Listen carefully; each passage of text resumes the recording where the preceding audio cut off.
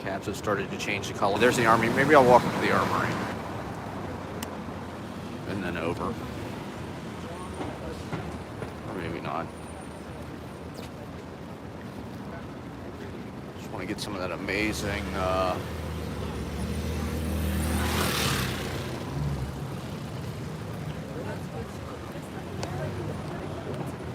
local color for everybody. Thank you for tuning in to our, although nobody's tuning in, to our 24/7 election coverage. We're getting down to the wire. What, there's 10 days left or something?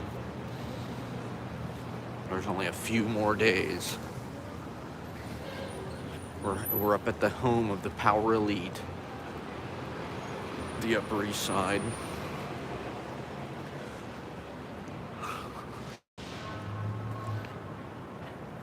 Being among the power elite, you know, I mean, this is where we belong. Being one of the power elite myself. Yeah, so 10 days to the election, we'll talk about that. You got all your punditry, your ins and outs. Well, okay, I mean, I guess people are kind of panicking because Trump has taken a lead in the polls, supposedly. I do think that it doesn't matter what the fucking polls say. You know, there's no sense in even giving a fuck what other people think, really.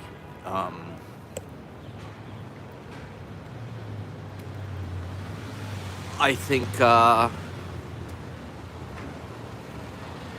lot of what Trump says is like, and does, is like distraction. People are desensitized. So like supposedly there's this fucking October surprise that like will end Trump's... It's like, who the fuck are they kidding? Who the fuck are they kidding with this? Like, oh, it's if they release this thing, it's like they've thrown everything at him they possibly can already. People love him more. The other day he said he likes Hitler and shit, right? It's like he's winning in the polls. He likes Hitler. He wishes Hitler had better generals. Is there just that many anti-Semitic people in this country? I guess there are. They're called Christian conservatives.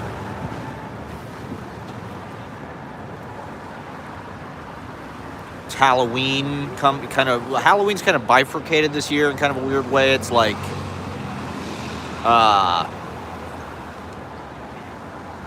it's like Thursday next week, so it's like you can't really party this weekend because it's too early. But then you can't really party next weekend because it's November. So, we're crossing Park Avenue here. Look at the beautiful mums they've got, seasonal. I guess Park Avenue used to be more of like an actual park, like the middle kind of median. You had like these kind of ornate pathways and kind of like topiary, like English garden type shit, but now, like everything else, it's hard to conceive of anything being other than car. Oh, that's Daniel. That's the Daniel Boulot restaurant, Daniel. I think it's supposed to be one of the nicest restaurants in New York, probably in the world. Daniel. Oh my god, okay, this is where FDR lived. Roosevelt House of Public Policy. Alright, my hero in 4th grade, FDR. Sparrow just texted me. He said, I'm such a Marxist. I'll take that as a compliment.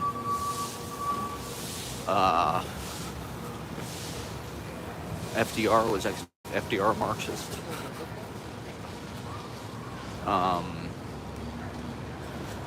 Yeah, I mean, I do want to go into the Matty Healy interview some more with this guy, what's his name, Joseph Citarella or whatever, I don't know, because I watched a little more of it. Matty Healy's the designated Matt. I saw Rolling Stone call him I think he's an industry plant. I want to do some revisionist shit talking about the Matty Healy interview. I mean, there was interesting, food for thought, but it was just like he was kind of just regurgitating talking points he probably learned and fucking. Well, this guy Citarella, I guess, is kind of creative partners or something with Brad Trammell. Matty Healy mentioned Brad Trammell a few times in the interview, and Brad Trammell is like an American kind of like art critic, pundit. I think maybe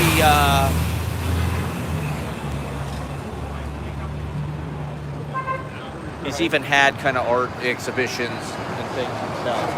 I think he teaches at NYU or something. He's got like an MFA from fucking NYU. Oh, his Armani, the Giorgio Armani store, yeah. The Upper East Side. You know, because right off fucking Park Avenue, you have to be able to walk to the Armani store. Look at this beautiful pink building.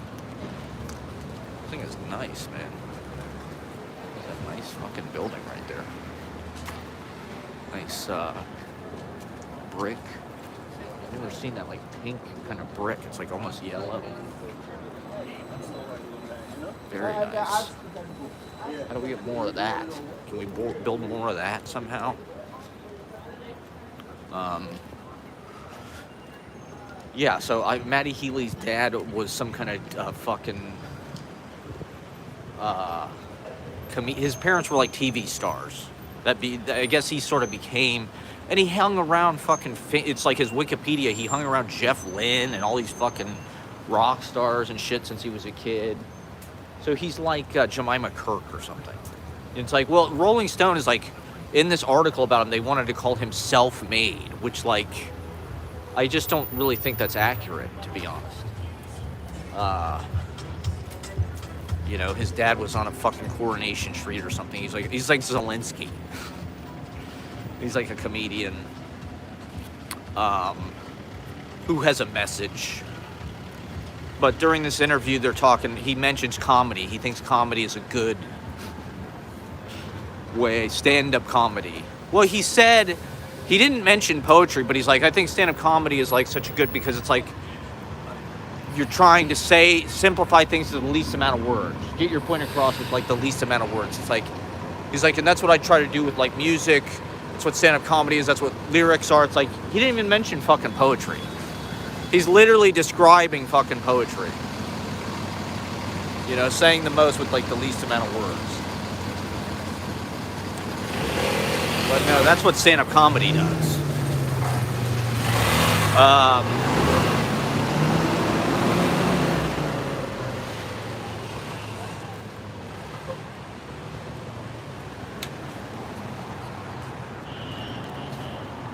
Once again, this is the foliage report here. Trying to get that hot foliage action for you before it's too late. I just want to get it all. I mean, I think it's peaking.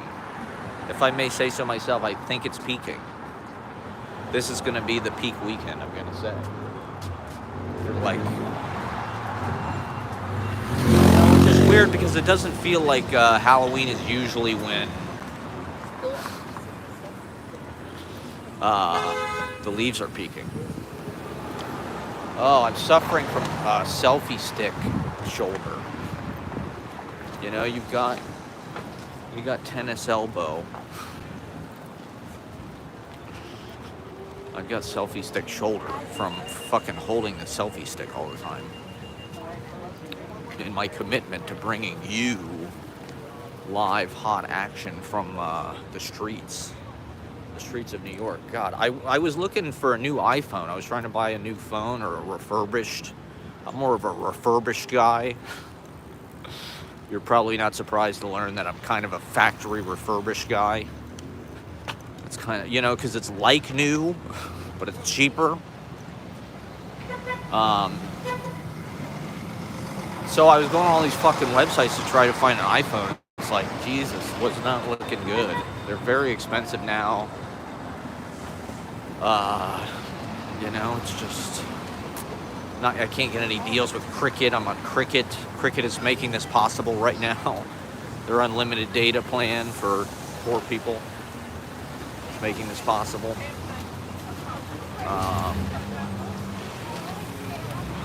God, I'm just trying to get into the fucking park.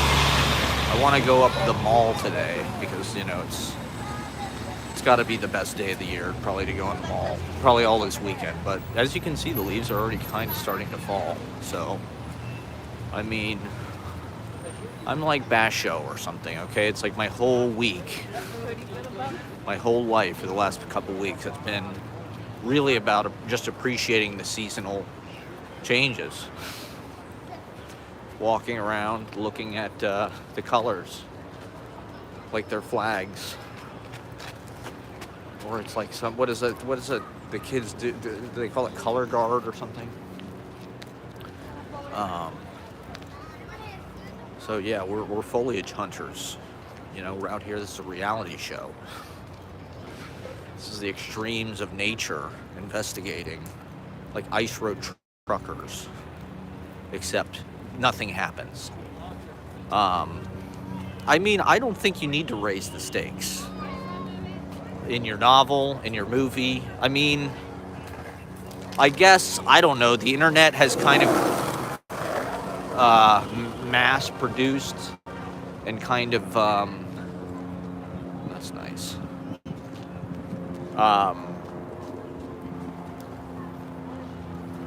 Really packaged like the mundane in a way that's like unprecedented, I guess.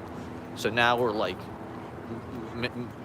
met with this like glut of the mundane or dailiness, or every little fucking facet of life can be commented on. And look at that. Ooh, yeah, there you go. Hot. Look at that.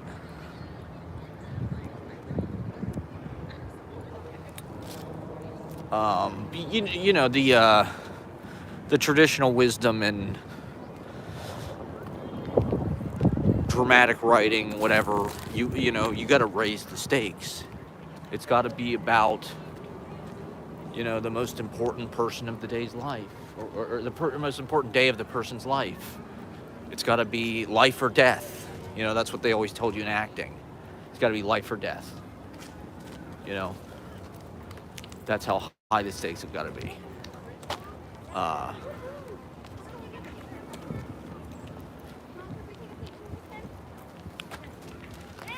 And that's why, is that why every movie is about fucking cops or killers, violence?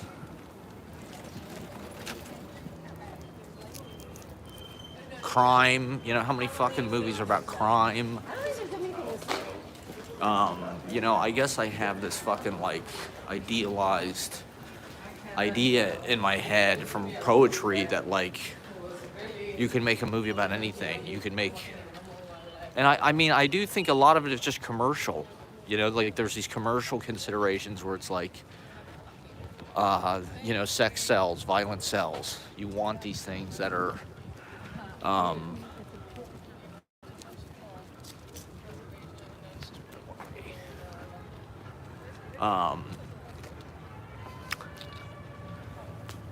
you know, same thing like with the internet, how these things that are emotionally polarizing to us are the things that like drive engagement. You know, whatever causes like kind of a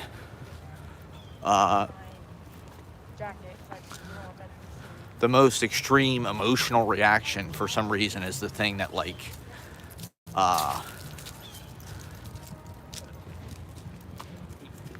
drives our investment or something in a weird way. You know, we get more invested. Like I saw this video, it was about how when you ask people to do you favors, it actually makes them more invested in you. You know, it's like, you think the opposite. You think, oh, this person's asking me to do shit, like, fuck that, fuck this person. You know, I just think this is a peculiar thing with human beings. It's like master and slave. You know, it's like, and I think this is like sort of part of the Trump thing, is, you know, why are you more invested with somebody that's like challenging to you, somebody that has boundaries, somebody that has, you know, their own personality that's sort of solid and in place, even if it's disagreeable with you. Like Trump is like, people think they know who he is, you know, because he's not thinking before he's talking. He's immediately reacting.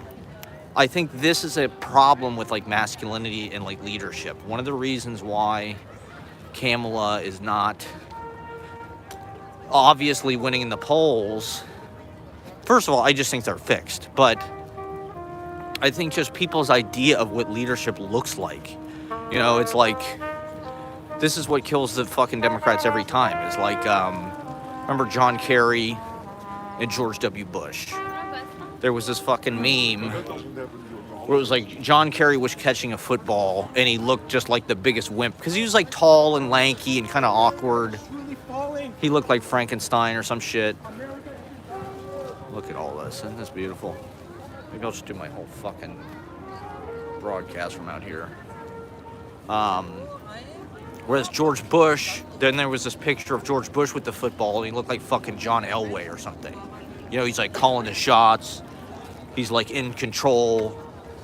And it's like George Bush wasn't a leader at all. He was a figurehead for fucking, you know, the military-industrial war machine.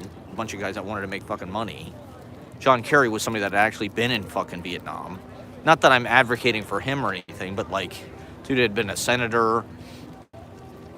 But people thought, oh, George Bush is like this steady hand. You know, he's got the fucking right temperament. He's strong.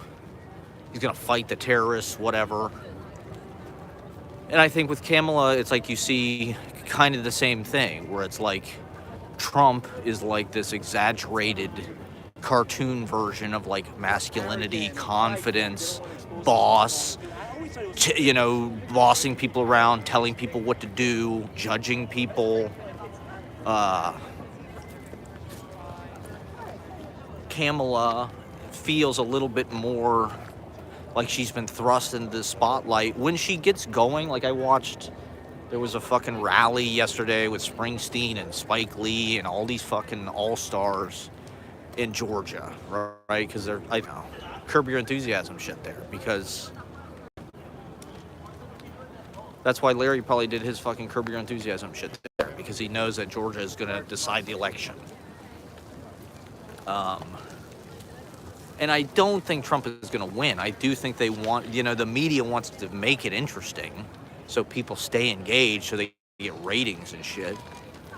And I think Trump, like all bullies, you know, they want to try to make people feel insecure, weak, so they just fold, so they just stay home. It's like, oh, Trump's going to win again. It's 2016 again. It's Hillary all over. But it's like, that's what they want you to think. They want you to think it's not worth it. You know, they just want you to stay home. I'm not even going to vote. Doesn't matter.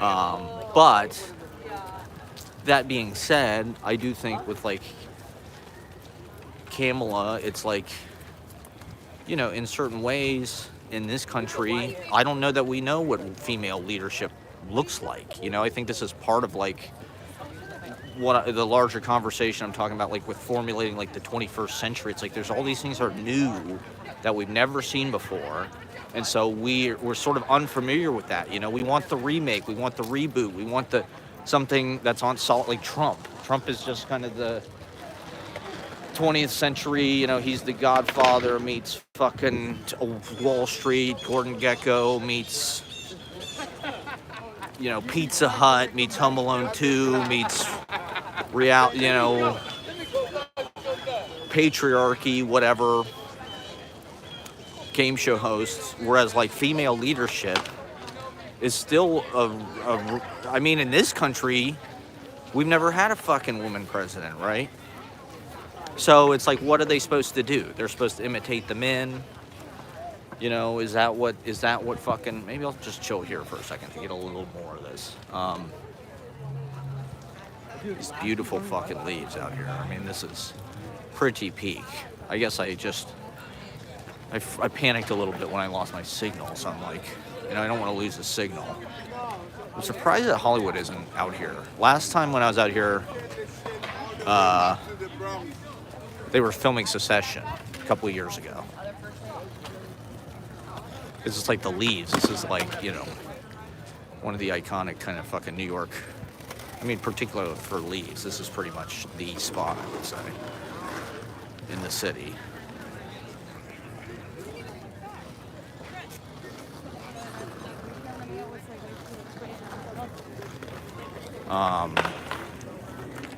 So we're just fans, we're fans of the low stakes nature. It's more beautiful than action movies. Nature is just an action movie. It's just very slow. I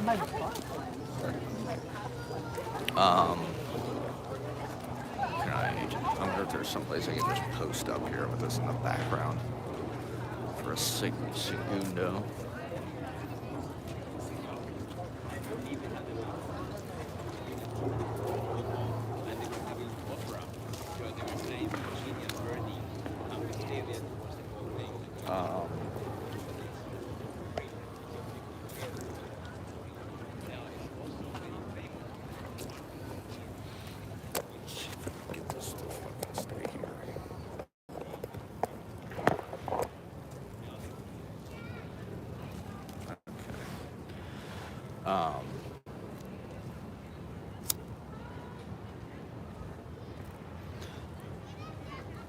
And so Kamala, it's like, I feel like once she gets into it, so I watched the rally, right? I watched her speech, and it is kind of like, still kind of like, it's like you got Spike Lee, you got Bruce Springsteen, you got Michelle Obama, you got Obama, and then Kamala Harris comes out, and it's like, it is a little bit like anticlimactic, or it's like we don't really know who she is, or it's like, is she one of these persons, maybe not like the other, but she's the candidate. And, I do think she'll be good at the job. The problem that we have in this country, it's accelerated since Reagan, but it's like, people think the fucking president is like a TV character. They believe the image. And this is just like kind of our society in general. Is like there's no literacy and critical thinking when it comes to like visual. Visual has taken over everything. People just believe George W. Bush is a more confident leader because he's got this calm,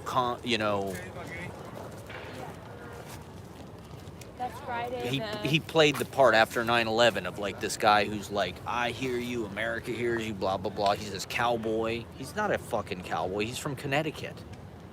He went to Yale, okay? He's not like Billy Joe Shaver or something.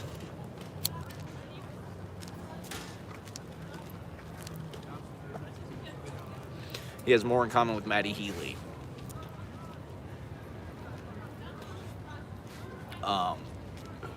And so with Trump, it's like the same thing. It's just like you're getting the most grotesque, like Jabba the Hutt, mutant cliche of like masculine boss, master, sub-dom.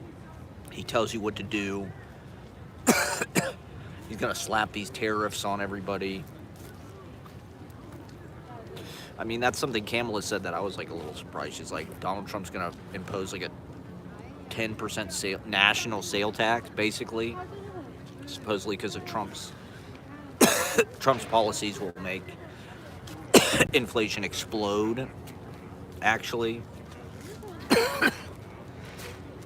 Getting rid of the migrant labor and slapping all these tariffs on people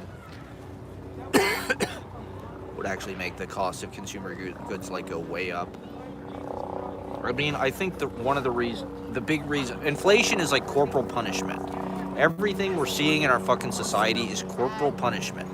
The 1%, the super capitalists, they basically want to work everybody else to the point of inability to, there's no places. Part of like making New York, getting rid of the working class from New York, making Manhattan like this elite aisle for like the ultra rich, is like it's the best place for people to organize because of things like this, the proximity, the rooms, I've talked about that, right? These great gathering places like KGB, right? That was like a socialist place where they gathered and like made their fucking like pamphlet and shit. And when you just make it so fucking expensive and exclusive to live here, like some kind of private gated community for only people that are, work for Raytheon or Palantir or Lehman or BlackRock or Vanguard or whatever the fuck criminal, these ultra capitalists have stolen all of the fucking money. Papa.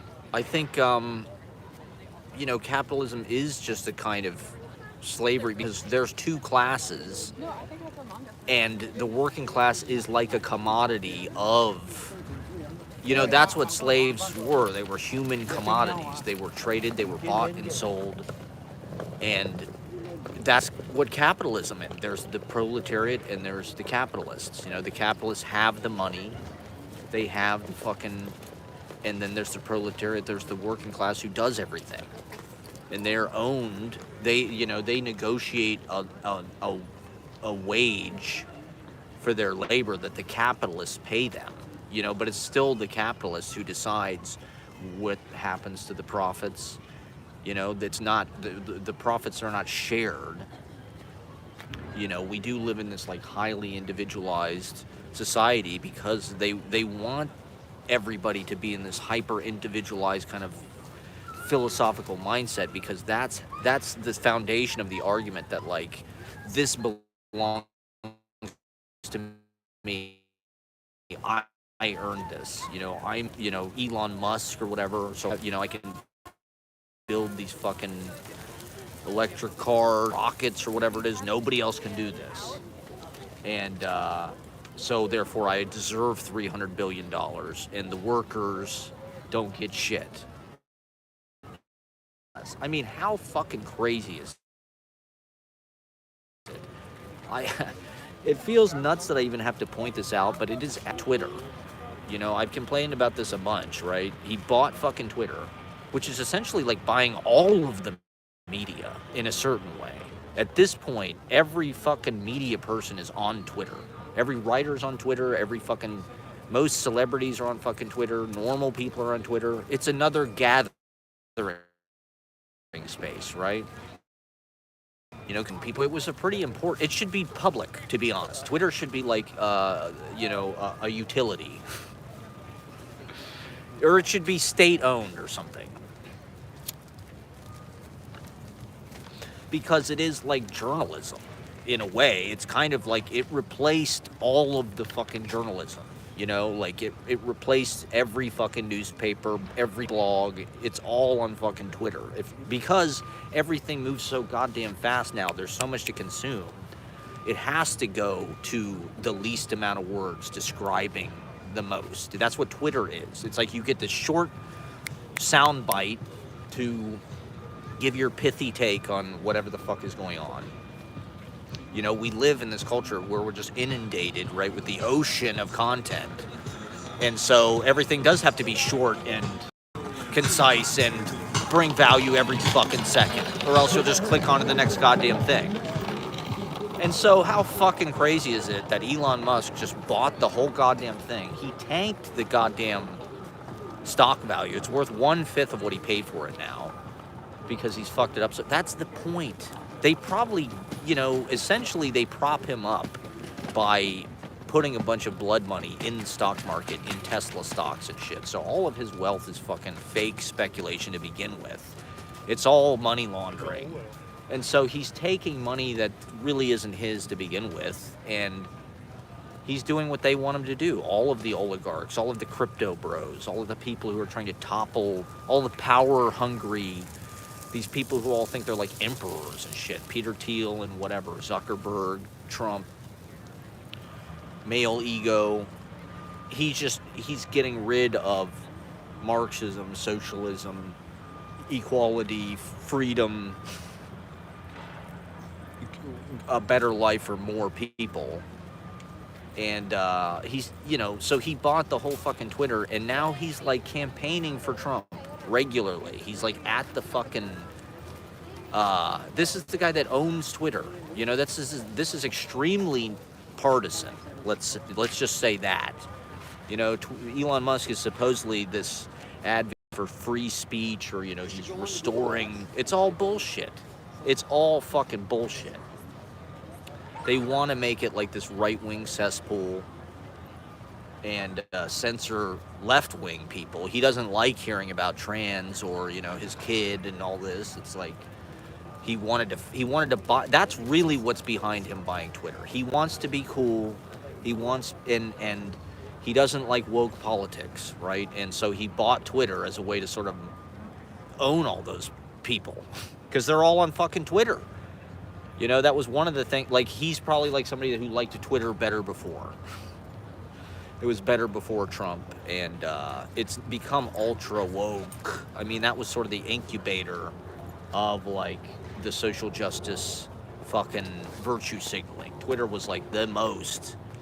And I mean, just for me personally, like a lot of my, like, I had a number of like, let's just say valuable, in a professional marketplace sense of Twitter connections to like major fucking writers that I have no other connection to. People followed me on Twitter who were like big Raymond Pettibone, followed me on Twitter, or like, there was a bunch of fucking people, Sparrow or Eileen Miles, or, and it felt like you were in some kind of close conversation. It's like you're in this teacher's lounge or the smokers area of like the huddle of like inside dope, of like these really smart fucking people that like are luminaries. Twitter kind of put those people together. You could talk to a celebrity, you could hear a celebrity's direct opinion about shit or their little jokes or whatever the hell they wanted to, however they wanted to play with their little fiefdom of the group hive. That's the model they want to have for us. We're supposed to all be these little like tyrannical kings or something now, cutthroat, because that's what they are. That's what Putin is. That's what Kim Jong-un is. That's why all these guys are secretly really on the same side. That's why they're calling each other and sending each other fucking COVID machines and shit. Netanyahu and Putin. I saw something. Elon Musk supposedly has phone calls with Putin, right? He's supposedly on the phone with fucking Putin.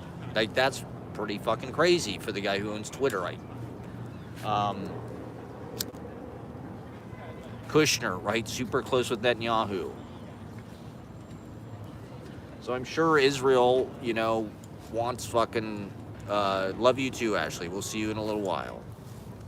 Wants Trump to win. Or Netanyahu does anyway.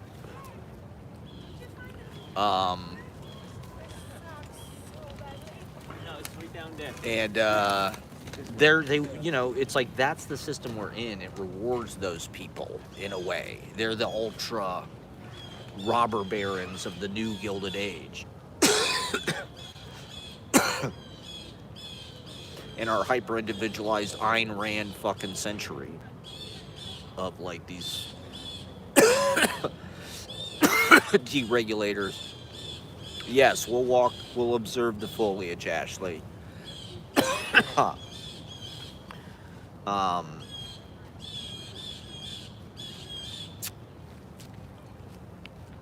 So he basically bought the whole fucking media and trashed it. And I got off Twitter. Just for one thing, there was a part of my brain that was constantly like, oh, this would be a good tweet. Or, I just started to, not necessarily think in tweets, but there was always like a thing like, oh, I thought, boom, that would be a good tweet. And it would go on Twitter. And it's like, once I quit Twitter, that went away. And I do think that's actually an improvement. I don't really want this like constant,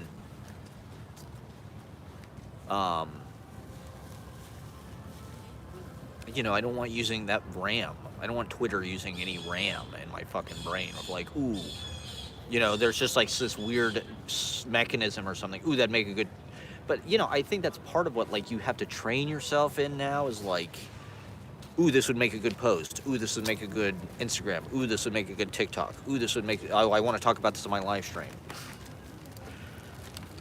So it's like you're sort of like devoted to these things, you're melding with them, or they're part of your goddamn chronic kind of thought process, whether you like it or not. But it's just, on the surface, it looks like, oh, this is just free enterprise. Elon Musk bought Twitter. It's a company. He paid for it. He can do what he wants. And he can also, go out on the campaign trail for Trump. And that's totally fine and nonpartisan. And it's not a conflict of interest. But it's like, I guess newspapers can endorse presidential candidates. But it's essentially like Elon Musk owns a newspaper, or the ultimate newspaper. To me, it's Citizen Kane, right? He's this kid born into this mining fucking fortune. He's fucked up. He's a megalomaniac. He's got the mother wound. He's a narcissist with the mother wound. And he wants to control everything. He wants to control the conversation. He wants to force you to see things his way. And so it's like, Citizen Kane has all this shit, he's got every toy. What does he want to do? He wants to run the newspaper. So that's what he focuses on. Like, that's Elon Musk. It's like, he thinks it would be fun to run a newspaper. And what does Kane do? He gets in there and he starts making shit up. Yellow journalism about This way, Ben. Spanish American War, Spanish Civil War, or whatever, Spanish American War. And, we're transitioning from this era of, like, objectivism or, like, public. It feels like things like the New York Times, right? It's the paper of record. I guess even though it's privately owned, it felt like, and maybe this is just a delusion, a liberal kind of delusion, but, like, it felt like the New York Times was there to be objective and just report the facts, right? Journalism used to be about facts. Now everything is just subjectivity. It's like, does 7 billion subjectivities add up to the truth?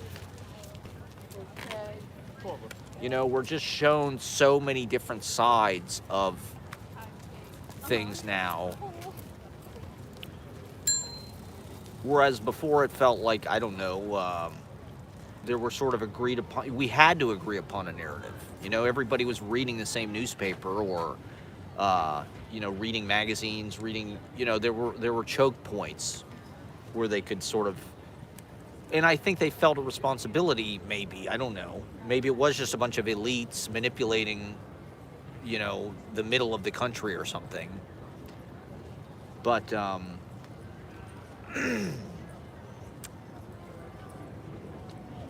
now it's like we have this sort of ultra privatized journalism. Everything's freelance. Everything is like hyper. Journalists are expected to be in this position where it's like they are monetizing their writing, like they're fucking, selling fruit at a fucking bazaar or something. It's like everyone is expected to be like an entrepreneur, a private business person, and you have to like make your wares marketable and sell, or else, like, it's not like you become a cub reporter on the fucking Kansas City Star and you like serve an apprenticeship and you've got a job and they send you out on assignments or this or that. It's like now you have to just make it all yourself, get an audience yourself. And that is an opportunity, right, with social media. That's why these influencers are so powerful, is because, like, they have as many fucking... they have as big an audience and as dedicated as an audience as the New York Times. How many fucking Twitter followers does Elon Musk have? He's, like, forcing people to look at his tweets. That's part of the reason why he bought it, so he could change the algorithm. I've heard this, like, he'll go to the programmers, not enough people are looking at my tweets, fix the algorithm. Not that we wouldn't all do that if we had the ability, but here's an interesting thing I heard about billionaires. Is like, this is part of the reason why it's important that we tax billionaires. It's because they get disproportionately powerful when they have this kind of money. You know, if Elon Musk was taxed at 90%, he couldn't buy fucking Twitter. You know, or he'd have to think twice about it. Because it would be, you know, he'd only have, what, $30 billion. Whereas now he's got $300 billion. He can fucking buy Twitter, ruin the whole goddamn thing for everybody. Use it as a propaganda arm for himself and his psychotic fascist right-wing friends. And then it you know, the app becomes just useless and everybody abandons it. And it's like, okay, well, he's allowed to do that because he had the money. He had the money. If you got the money, it's like you can do anything now. You know, it's justified. It's like, well, if you got the money, it's like you earned it. And you must know something. Like Trump's got to know something, right? He's famous. He's rich. You know, it's like that's proof. But it's like our society's rewarding bad people. You know, it's deregulated. It's taking the fucking cuffs off. It's taking the gloves off. It's not made for sharing. It's not made for... And it's a kind of corporal punishment. You know? They are depressing the middle class into like a slave class, basically. Or like a prison. You either work or you go to prison, is how it's going to be. It's like you have to work to pay for your house because it's so fucking expensive. And if you don't work, you can't afford to live anywhere, so you get kicked out of your house. It's illegal to be homeless, so you get to prison, and then they force you to work. So it's like one way or another, they're going to force you to work. You know, I was downtown yesterday in like the financial district, which is a really nice part of town. It's the old New York. And I was looking at the Statue of Liberty. And it's right by Ellis Island, right? So the point being, when you come to America as an immigrant, you know, they are selling you this idea that it's like this land of freedom, right? But the first fucking thing they do is they force you to get a job and work your whole life. And it's like, that's not really, like, it's kind of a lie. You know, the expectation is, as an immigrant, you have to work. And work your way up, and like that's America is like you have freedom to get a job, you have free enterprise, I guess you have capitalism. It's not communism or whatever the hell it is. You know, it's not capitalism either, right? It's socialism for the rich. It's socialism for people like Elon Musk. We're actually paying him money, you know, because he's not taxed.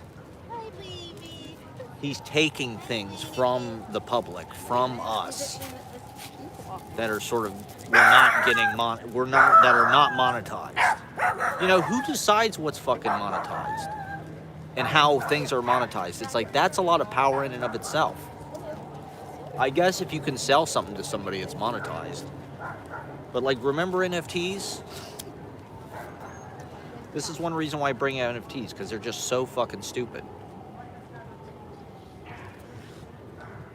This shit all comes into play because the election is 10 days away, and this is like the argument between the two paradigms. I mean, I get, you know, both parties are on the side of like corporate power, and they're like in the pockets of lobbyists, sure. Okay, sure. But like, Donald Trump, I mean, unless you just, you know, want to be some ultra rich fucking person who isn't fucking taxed and wants to drill baby drill and frack, and if you are, then fuck you. Like, those people vote for Donald Trump. I get it. If you're Peter Thiel, you know, like, of course you want fucking Donald Trump to be the president. Or if you're Elon Musk, you know, of course you want fucking Donald Trump to be the president, because it's going to save you possibly billions of dollars, quite literally, and even keep you out of jail, probably. You know, one thing I've been wondering about, this is a little bit of a tangent, you know, so it's like one thing I've been wondering about is like, Diddy got busted, Erica Adams got busted, you know, recently there's been a spate of African Americans getting sort of like FBI'd or whatever, and I don't know. That just feels like, oh, I don't know. It feels like they're trying to. It feels almost like the Comey letter or something, where it's like they're almost trying to undermine. Because if you look at Eric Adams, or like who was the lady in Chicago, they had like an African American lady mayor who was like super corrupt. And so, they're just trying to undermine the idea once again of like if it's not a white man in power, it's like it's corrupt. Well, with Kamala, I think it's a way of sort of undermining her authority, because it's like, well, okay, well, look at Eric Adams.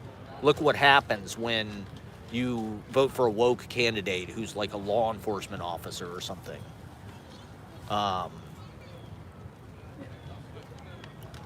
These things are like implicit in the narrative as well. That's why we're seeing this divide between men and women. The politics are extremely gendered, and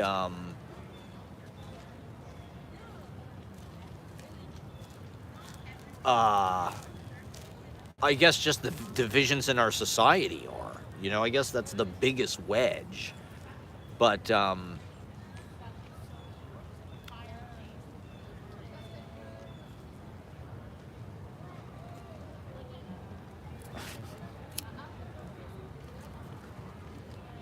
yeah, if you let these billionaires have too much money, they get too powerful. It throws off the power balance in the whole fucking society. Where Elon Musk can just buy fucking Twitter and ruin it. And it's like, well, now what do we do? Now where do the writers go? Now where do we, once again, it's like a way of trashing the commons, privatizing the commons, eliminating the commons. There's no place for people to gather. I mean, people are still on Twitter. Don't get me wrong. Most of those people are still on Twitter. I'm probably one of the few people that quit Twitter, I would think. I did it as more for my own mental health, as for like, although I do think it's probably cost me things professionally. There's been a lot that I've done that, like, if I would have shared it on Twitter, that's like 1/3 of my audience, right? It's like, that's why we're enslaved and like touching in with all these apps. It's like, okay, I got to go on Instagram and post for my Instagram people, that thing and that persona. And then I got to go on YouTube and like maintain that garden, freshen that up a little bit, keep it current. Then I got to go on TikTok now, because that's an untapped market. Facebook even, I gotta talk to the olds. I gotta talk to the boomers. So I gotta get on Facebook and the people with jobs and shit. I'm not on LinkedIn, believe it or not.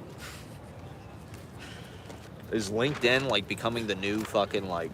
Is LinkedIn like MySpace for elderly millennials? For white collar managerial class? For the PMCs. And then Twitter. Like it said, I had an exclusive, and you're showing different things, right? Like Twitter is like, it's such poetry in a way, because it's concise writing. The minimalism of Twitter, the haiku, I think it definitely shaped my writing process a lot through the 2010s. Being on Twitter, composing for Twitter, like I said, having that part of your brain constantly working on Twitter. It's like anytime you start a new thing, it's like you got to have some party. If I want to be a comedian, it's like, I got to start to think about, this would be a good joke. This would be good on stage as a joke. I got to write it down in my joke book. Or like, this would be a good sketch, I got to write down that sketch idea. You got to like start to train, this would be a good tweet.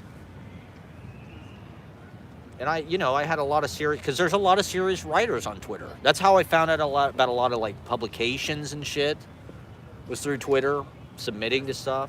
And so like quitting it is actually like very bad for my career. As insane as that sounds, it's like cutting off like 1/3 of my activity in my career. Just to stay pure. Just to stay sort of, I'm gonna walk a little bit. just to get some more kind of action in here before it's, Coming down you here. know, well, it's still daylight and whatnot. I mean, this has been magnificent, though. The mall here, right? It's hard because doing this when I do the walking, it's a little bit harder to focus. You know, I do have to stay aware so I don't get killed by a fucking horse carriage or anything. And I'm also kind of watching my shot. I'm trying to keep my shot nice, you know. So there's a lot. I'm self-directing. I'm trying to think of what to fucking say next, just out of thin air. I'm keeping an eye on everything that's around, you know, the nice trees. I'm trying to get the nice fucking, you know, scenery and shit.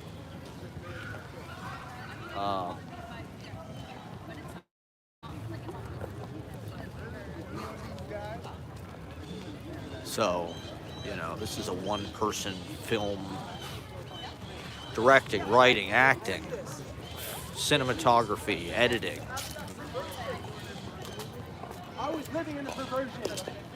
I think I know this guy. I think that's the guy maybe that worked at the Young House. I think he's doing some kind of poetry or something. It sounds like he's rehearsing his poetry, which is nice. So yeah, I think it's a form of corporal punishment. You know, what we need is new institutions.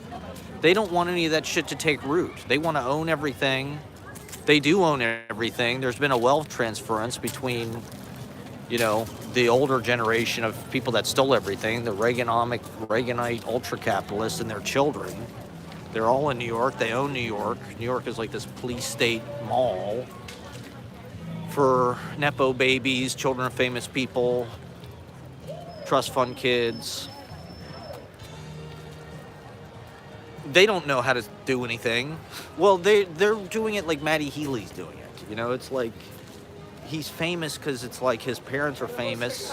He's good looking, he's tall, he went to good schools, he's well educated, he's well spoken. Like, he's got ideas. He's a total industry plant. He's not self-made in any way. I don't think that happens anymore, other than online. And it's like, you just got to figure out how to please the god of the algorithm. That's its own fucking insanity.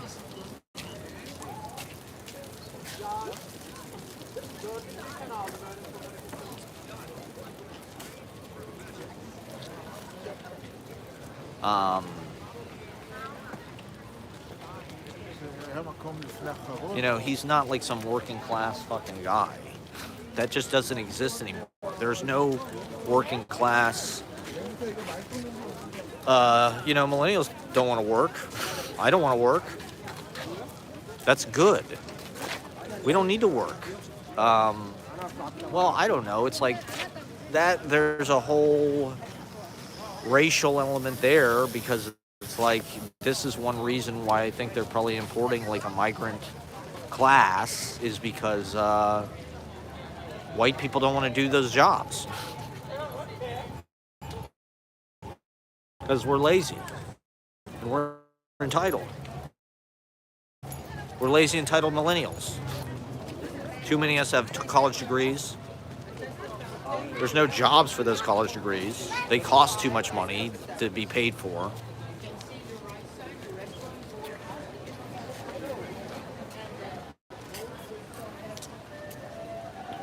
You know, I do think the university thing is just like a big pyramid scheme. It's like all this stuff. It's like they want to sell you on the idea that you can be they know you want to be a this or that, a writer, whatever it is. And if you get this degree from this institution,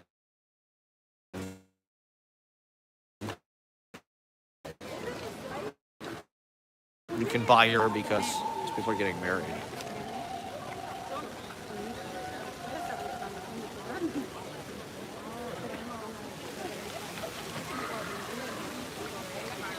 We've got opera going on over here.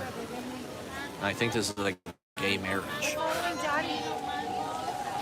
We've got an opera going on over here, and then we've got a gay marriage happening. Nice.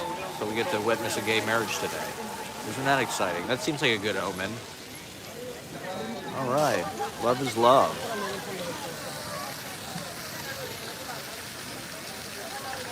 Look at there it is, Adam and Steve.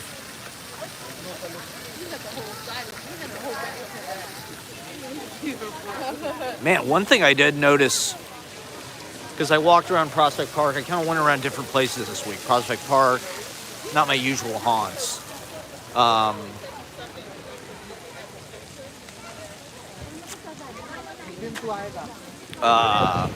And then downtown, there are a lot of guys have mustaches now. It's like the new thing is to have like this big bushy. I mean, guys had mustaches. They had like the ironic facial hair or whatever when I was younger, but like now it's like pretty normal for a guy to have like a big fucking bushy mustache. It's like, okay.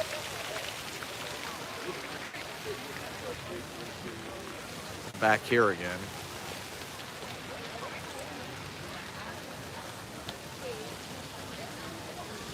I mean, it's peaking. Look at it.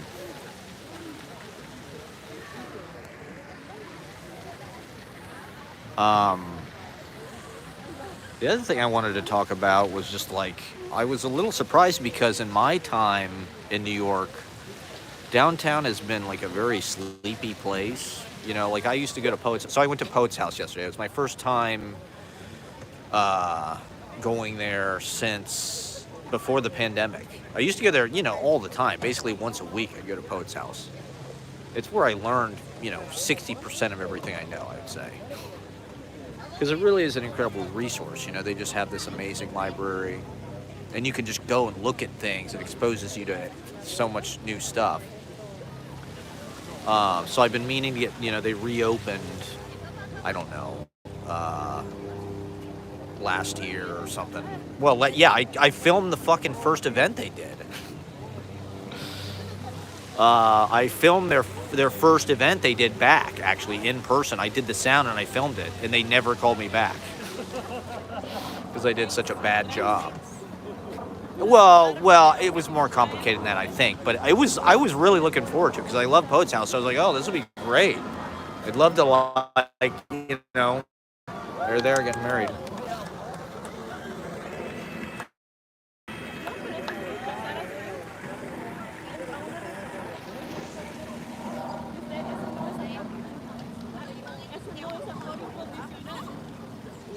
There it is, a marriage. Live on YouTube, everybody. How exciting is that?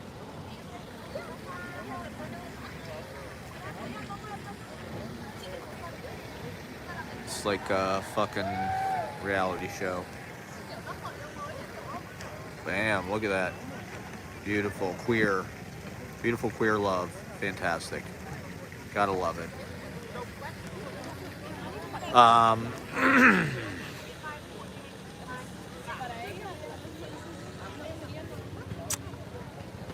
Yeah, so I go downtown to, like I said, downtown in my time has been very sleepy. It's like it's the FI-DI, and that kind of frustrates me because it's such a cool part of town.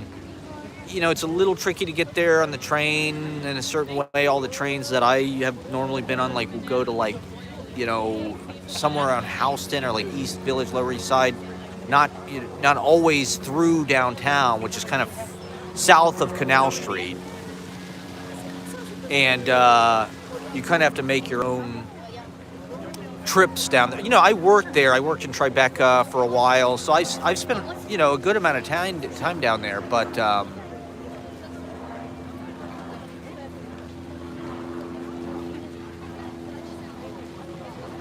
wow, you know, there's no venues down there. There's nowhere to play.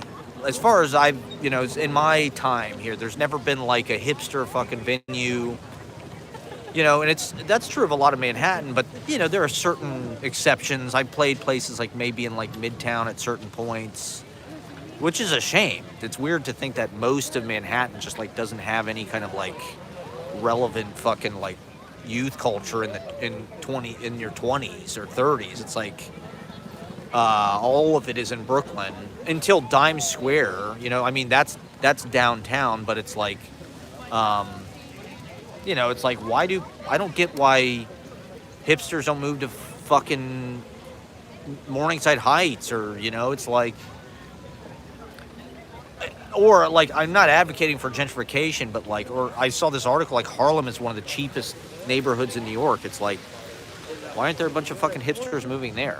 Just, it's kind of crazy to me. They all want to move to like fucking Brownsville or something. Like, it makes no sense. And so it's like, a lot of Manhattan north of 14th Street and south of Canal Street, it's like there's just nothing really, Or, so I was down there to go to Poet's house, and I was like, Poet's house is definitely trying to be like edgy and hip, and they're definitely woke, for lack of a better word. Well, okay, here's one thing that I really didn't like.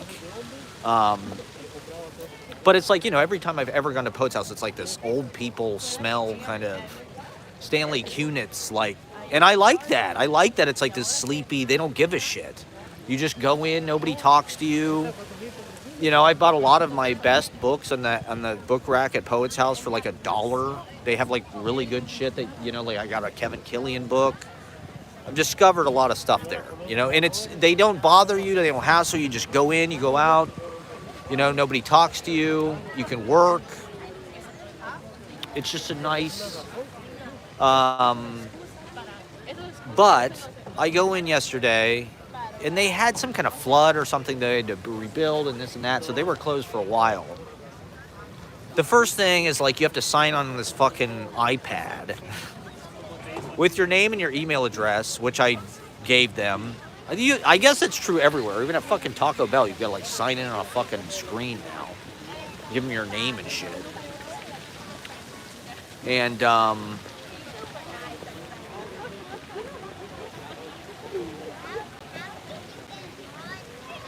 but then there's like this fucking screen where it's like all this shit about, it's like user agreement or something, it's like terms of service, and it's like, I won't, it's all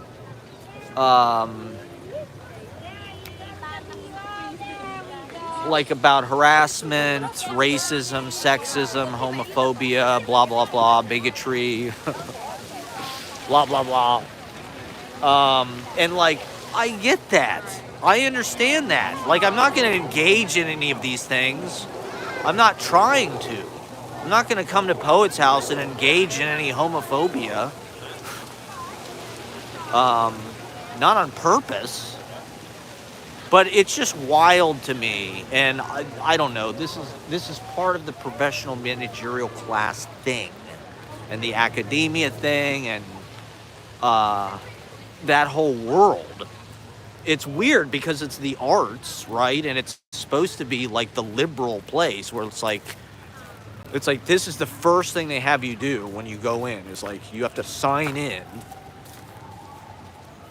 like literally sign in, like you're fucking clocking in with your name, your email, and then you have to like agree to this is nice.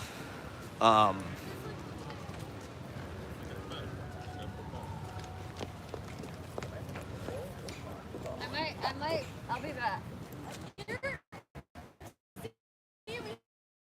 have to go that way. It's happening. Huh? I think it's already happening. We're gonna miss it. I don't know. Yeah, I think what we'll do. And so, like, Let's see. I get that. Well, to be honest, I don't get it.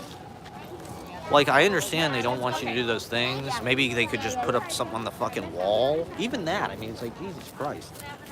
Like, it's just one of the things that we're experiencing during this time, where it's like the left is becoming, right, more strict, more, I don't want to use the word fascistic, But it's like that's kind of a police state thing. It's like, well, that's like McCarthyism to some degree. If you if you ask me, I don't know. Like they what I guess they want you maybe to know the expectations up front. To me, that is like their license to just like be suspicious of you. And they're already kind of profiling you probably based on, because there's just, that's a whole in-group, out-group thing where there's people who are, perhaps more accustomed to experiencing those kind of things. Or definitely like more accustomed to like being told that they're experiencing those kind of things, or to communicate that they're experiencing those kind of things.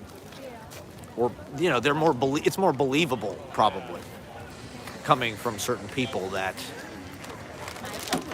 they're being harassed.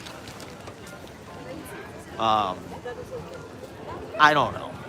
And then, well, they had these amazing racks right in the opening where, in fact, they had way better stuff now on the dollar rack. So I asked the guy behind the desk, like, is this stuff for sale? He's like, yeah, it's $5.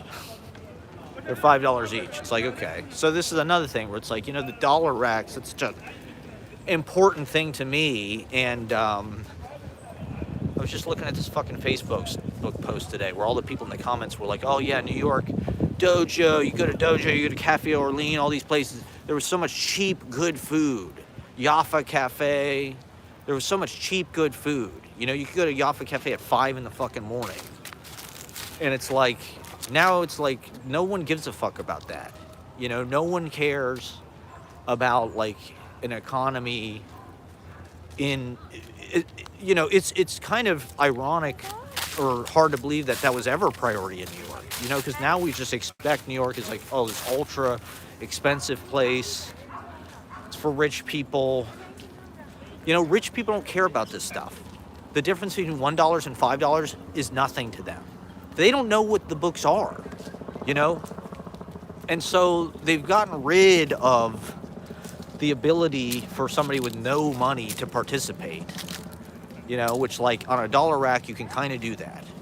So it was a way for a person like me to get an education, because I could get a fucking Kevin Killian book and take a chance on it, even though I didn't know what the fuck it was, just because it looked interesting and I'd heard of him. I'd be like, yeah, I'll throw $1 at this. The Argento series. Let's see what the fuck this is about. $5. I mean, I guess that's inflation. It's okay. I know it's not covering your feet, but we're doing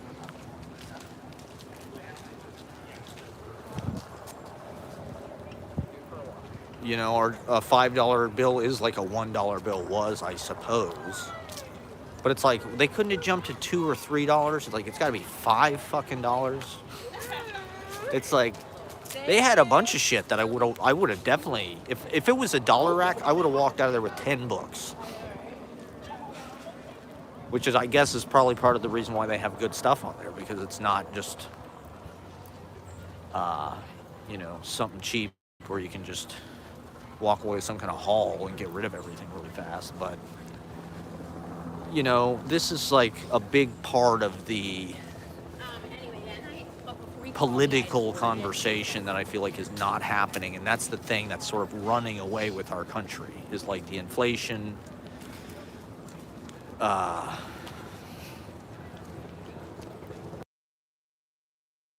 Nobody gives a fuck about poor people. Nobody gives a fuck about giving people an opportunity, allowing there to be social mobility. It's just like these rich people are just going to institute control through generations. That's part of the freedom, right? The freedom of America is that you have social mobility.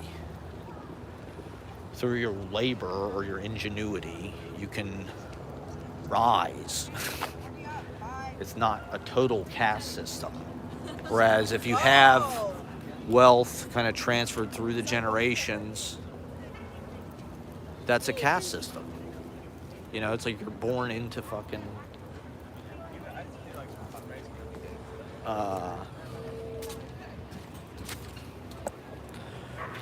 you're born into fucking what you're always going to be. And you can't fucking,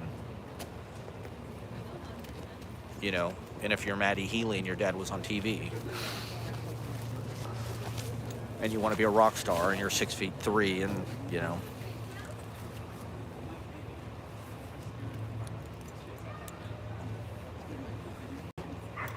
Okay, time for me to move in, start yapping and smoking weed in your immediate proximity, people. We're back here in the conservatory pond. One of my favorite places to watch the sun go down. Here in late autumn. Watch the remote control sailboats blow by. Okay, part of what I wanted to talk about was my viewership. I'm shadow banned. YouTube shadow banned me or something. Well, my viewership has like halved and then it halved again. Well, I was getting 100 views on some of my live streams, or 90. You know, my live stream where I rode the bus and Ashley was crying. That scared everybody. I got almost 100 views on that, you know. Of course fucking YouTube wants you to see that shit. But like my last couple, which I think have been good streams. I've been out and like, I've been getting this great foliage. I mean, I guess people are out there, though they're so inspired by the message, they're checking out the foliage with their own two eyes. They don't need my. I mean, people are out there. They know this is the last of the good for a little while, so they got to get out and experience it for themselves, not just through. I mean, Bruce Halladay might be watching on his TV wall, but New Yorkers are probably out doing shit. I don't know. But it also, I don't know. It feels like my subscribers have been up and down. I'll get like 2 subscribers, then like I'll get an unfollow, then another unfollow.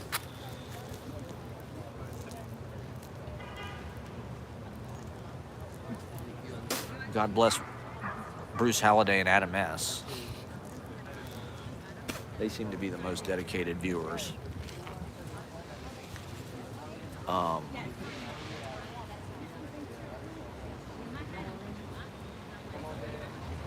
But I don't know. I don't know what's going on. I don't know how to stream harder. I guess, I broke the contract that I had with my viewers. I broke the trust that we had, because I was doing every Tuesday and Thursday. And then one week I just didn't do, I think I did like a Friday. Like I didn't do a Tuesday or a Thursday. And that, once you do that, once you break that rhythm,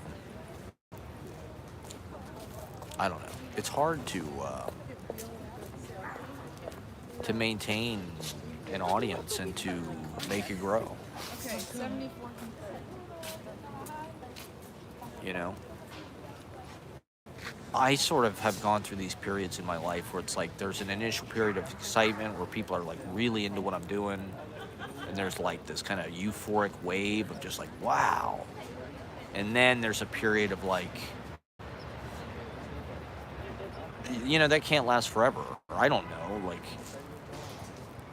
even with the greatest artists, I think you see that, like I think, like with the Beatles, there's this image we have in our head, like everything they did was great. But it's like they really were only doing shit for like 7 years, 8 years. That's as long as they sustained it. And I think part of what made the Beatles work is they had 3 people bringing their best ideas. Well, 4, 5, really. Or more, whoever was in that unit. And they did use the best ideas. They didn't use anything that they didn't think worked. So there was a lot of like, So that's why. That's smart. She's smart. kind of just like implicit editing that was happening. There was automatic editing. That was just like, if they didn't have an idea that worked, it wouldn't work. But they'd all put their best ideas onto, the places where they did their job. Paul McCartney could do harmonies. George Harrison could kind of do little guitar masonry, et cetera, et cetera. Or like, look at Elvis.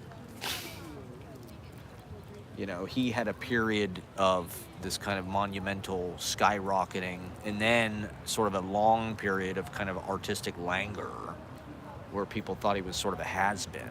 You know, and I think the idea of like a has-been is sort of hilarious. And I don't know, kind of inevitable. This is what I'm saying. It's like I think we have this idea in the head that it's just like it's possible to make it last forever or something. But it's like, or Bob, look at Bob, same thing. It's like Bob has had periods where he was like the guy. He was like the fucking Brat Summer, you know, like a Rolling Stone. Or there was a period where Bob Dylan was like a cultural figure as important as Justin Bieber or something. Not that he isn't now, but I think he's done great work the whole way through. But if you look at the critics' estimation, it's like there's a lot of ups and downs. There's bad decades, right? There's periods where Bob just couldn't. And then there's these sort of renaissance. So it's like, but that's just what the public opinion is. That's not really the truth. If you listen to Bob, you see he was doing good shit the whole time. It's just, you know, he makes bold choices, like Francis Ford Coppola. But sometimes normies don't understand. And Chads and Giga Chads, you know, film bros and Giga Chads.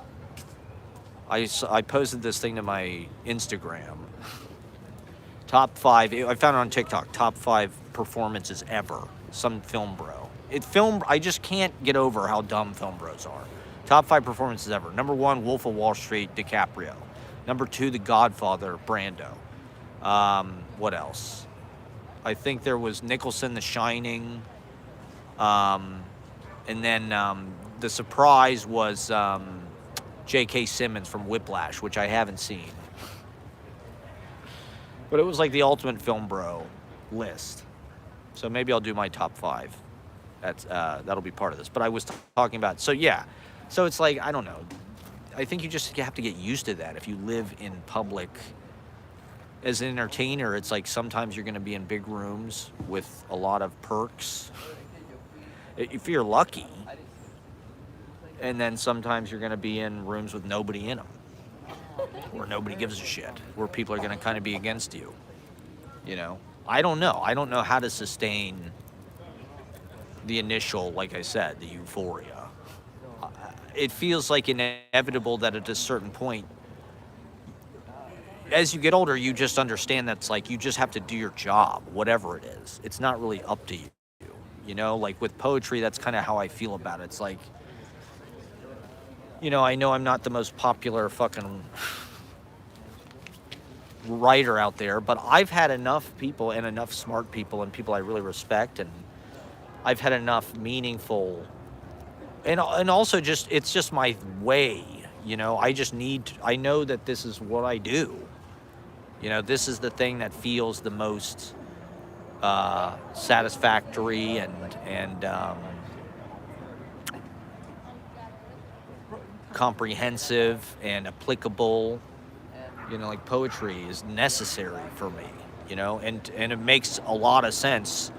Write something, you know, the way I'm writing it, collect it, go up and read it to people. It's like, this just makes sense. And so, and publish it and give it to people. And so it's like, whether or not, you know, I'm in American Poetry Review, or I'm some professor, or I'm published in this or that, or I won something, or I'm getting to read at this or that. You know, I'm used to reading at fucking open mics and just having to make a space for my own voice, whether people like it or not. I'm gonna do some mukbang for everybody. Not that anybody's fucking watching or ever will watch. I've noticed that if people don't watch it live, they probably are not going to watch it later. Most of the views come when I'm live. So like my last stream, which was pretty good, I thought. I think I got 17 views while people were watching it, and then it got like 25 total. And it probably will never get any more. It's probably dead. It's probably part of the dead internet now. What use does it have to anybody? It's a live stream fucking... I'd like to believe that my live streams age well. I haven't gone back and watched any of the old ones in a while. But one of the most popular videos I've had in the last year has been a live stream from fucking 2020 called Uh, fuck, I can't remember what it's called. It's not important.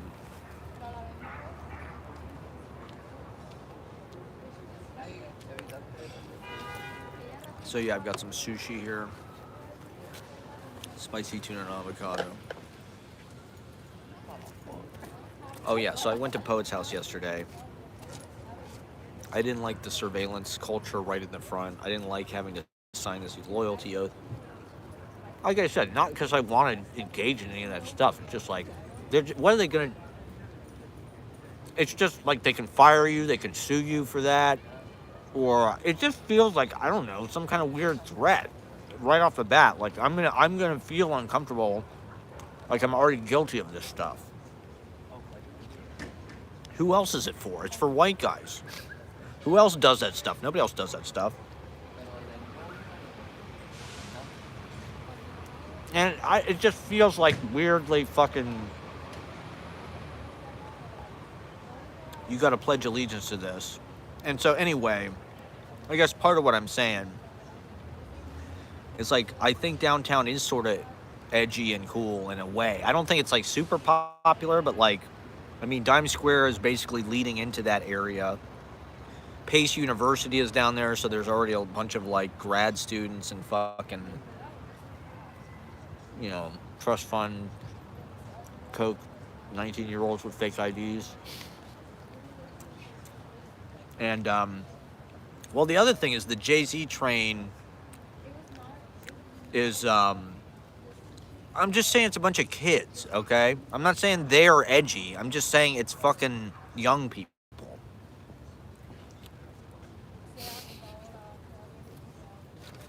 And, don't say that.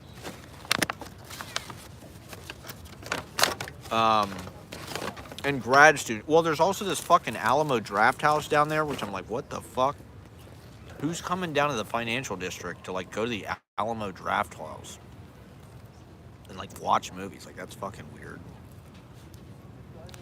Like I'm saying, my whole time, the only thing that ever fucking happened downtown was Occupy Wall Street.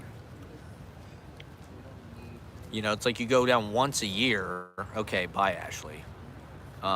For the poetry festival, and then you never go back. It's just a part of town that's just like kind of dead, but I think it's sort of cheap in a way. We know, Ashley, we know. And then there's that Seaport, right? So there's some things down at that South Street Seaport which are like, that's like a fucking mall. You know, it's like Easton or something. It reminds me of Easton.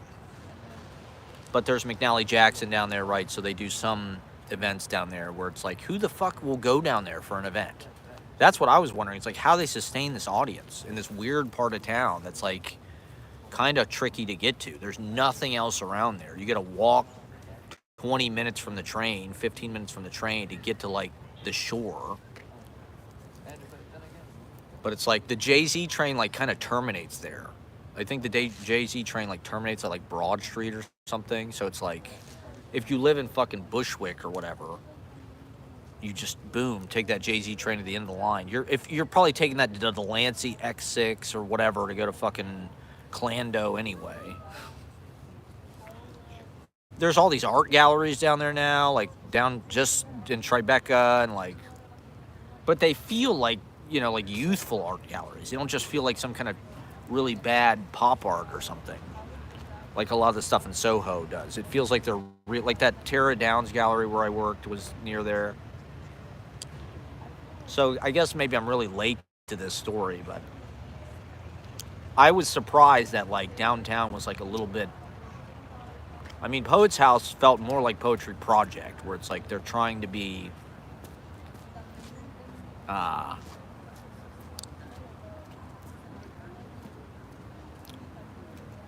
don't know, more like, it's like, you know, more queer, more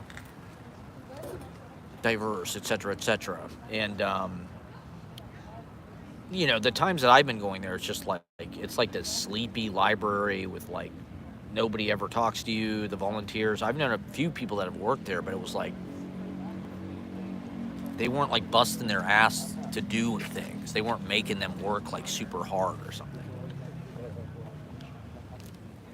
Now it felt like they all were, you know, working on tasks, and their programming has become a little more interesting too, I think. Poets House seems like they're a little more interested in what's going on in the city at sort of a ground level, and a little bit.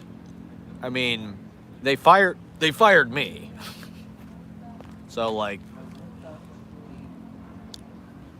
I don't think they're going to be working with me anytime soon, but it's interesting because it's a little different than it was before the pandemic. It's a little more youthful. Like with Poetry Project, you can kind of see that like the young people are making it more what they want it to be. I was looking at some interesting books yesterday. Ron Silliman, Revelator, Northern Soul, some Kit Robinson stuff. The Champagne of Concrete. Picking my teeth on the internet here.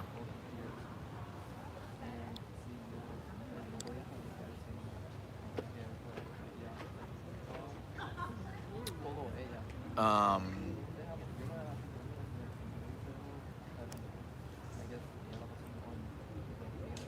went to this pretty fun reading on Wednesday at Sahara East. Shout out to Spoken P. It was cool. It was like everybody was in this kind of like tight circle. You know, there's no amplification. Just people in a circle like reading to each other. It's like pretty cool.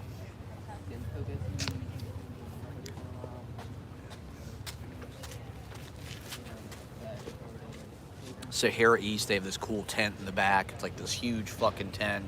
They got all these fucking rugs and shit. It's a hookah bar. I'm not really a hookah guy, but hookah bars are kind of a cool place to find yourself. There's, you know, it's always chill. They're always open super late. Like I said, I'm not a hookah guy, but generally I find myself agreeable with people that are like hookah people.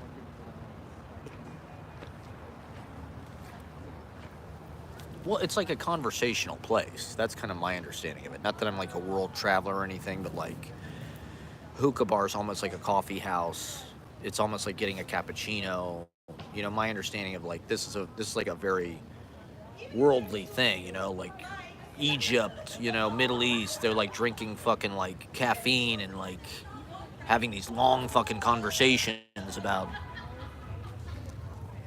every goddamn thing, politics or whatever. Geopolitical. The hookah bar is kind of a similar. It's like you sit on this fucking magic carpet or some pillow or something, and you suck the fucking Jabba the Hutt caterpillar pipe, the Jabba the Hutt caterpillar bong, the Alice in Wonderland Jabberwocky water.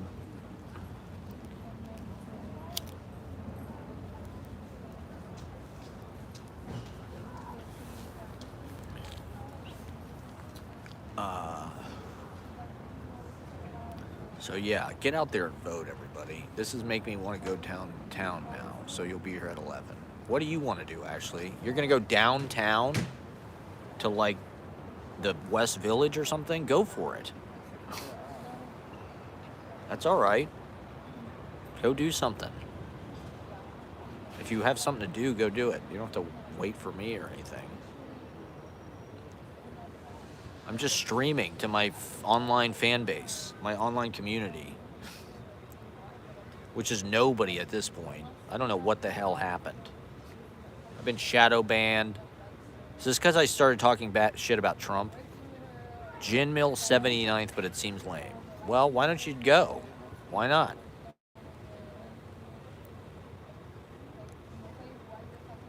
What street is your church on? It's 86th in Amsterdam.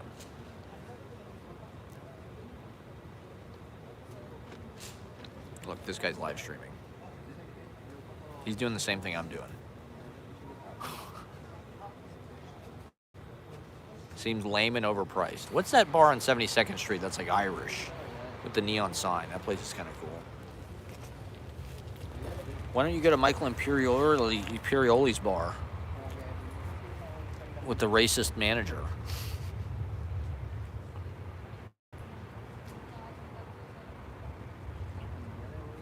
I could meet with you after.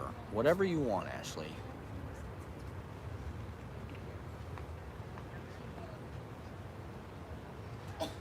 I don't know how long I'd stay with them. Well, why don't you, we'll just be in touch. We'll figure it out, okay?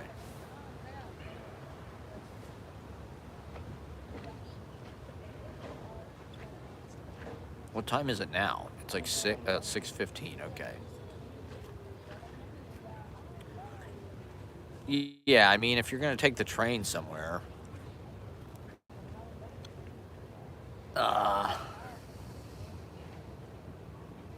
chicken noodle soup. Yeah, I'll have some, sure. I like chicken noodle soup.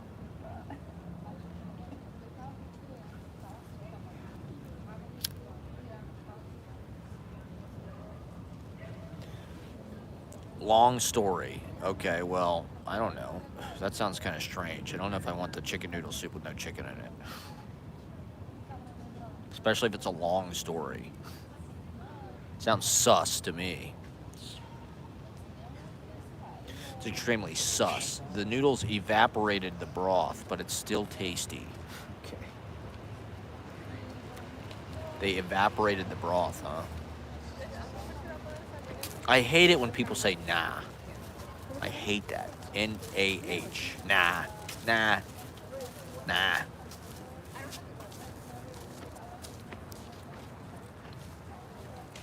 I can't handle any kind of contradicting me. Do not contradict me, ever. It happens to me regularly. Life is just this joke that God is playing on us. But it's pretty normal for me to say something and then have somebody correct me right to my face immediately. Well, if someone links with me in the next hour, then I'll go downtown, or else I'll have to wait here for you. Link. You gotta link up with your... Who's gonna link with you, Ashley? What's the link gonna be? Everyone, okay. What's the new hotspot downtown? Are you gonna go to, Are you gonna go to,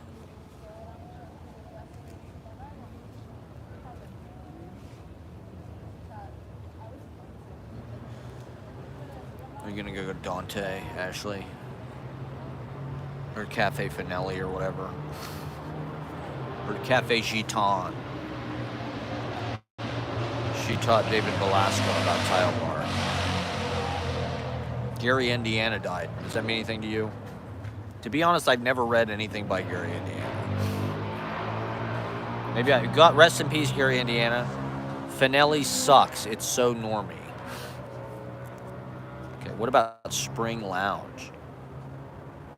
Ashley cried when Gary Indiana died.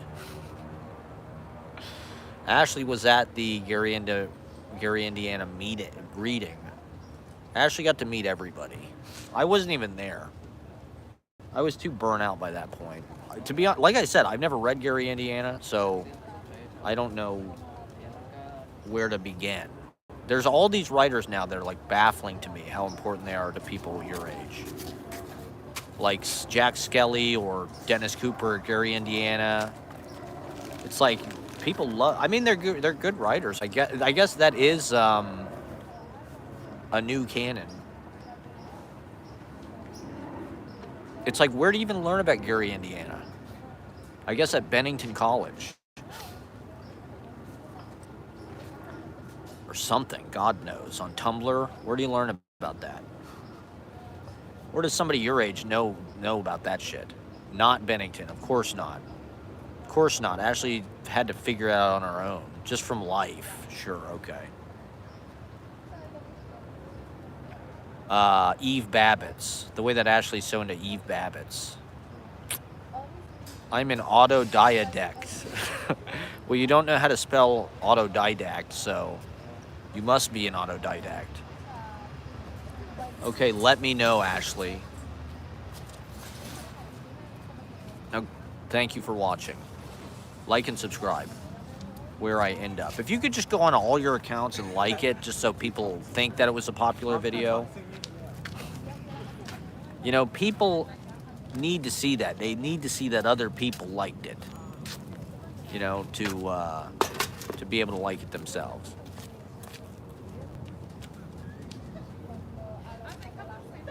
Especially something as new and groundbreaking as this. People just don't know what the hell to think. Is this guy still fucking yapping? He just loves the sound of his own voice. Let me know what time you're finished with your open mic. Okay, Ashley, I will let you know. This sounds good to me. Sounds like a good plan.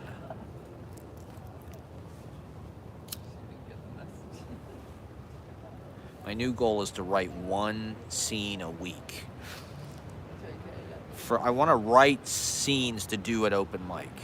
So I'm going to try to write a scene maybe for Halloween. I'm going to write a horror movie for Halloween. But I don't know. I was looking at this Ron Silliman book, Paradise. It looked kind of like a novel. I don't know. I don't like prose poetry because, like, James Sherry, somebody that I really want to like. But, and I like James Sherry, but, like, he writes, like, prose poems, right? That are sort of like paragraphs, but the paragraphs themselves are like poetry. And it's like, I get that. But it's like part of the reason why I like poetry, I think, is because of the brevity, right? It's like you see these long paragraphs and you're just like, oh, God. Yeah, I will put you in the scene, Ashley. I'm going to put you in the scene. Because Ashley is coming on Monday. Everybody, be forewarned. Disclaimer. Ashley will be there on Monday, so get ready for that. Don't read anything that'll piss her off. Or she'll come at a bitch. She will come at you on stage. We've seen it. You know, it's the Jerry Springer show every time Ashley is there. It's Jerry Springer Halloween special. Ashley's gonna pull some bitch's hair.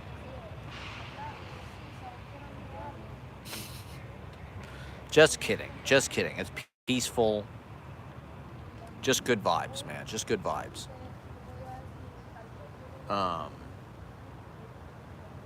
Put you first on the Instagram post. We'll see. We'll see how it goes with the Instagram post, okay?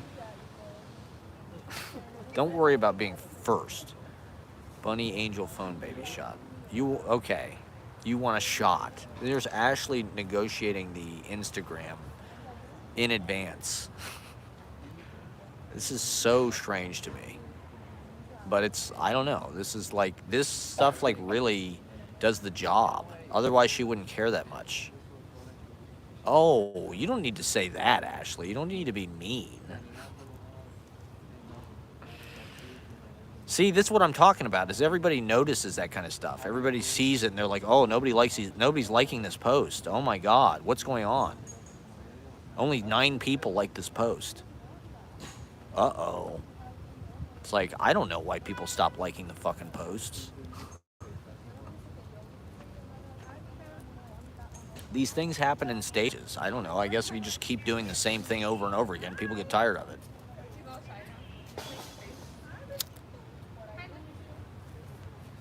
What am I supposed to post? What am I supposed to post?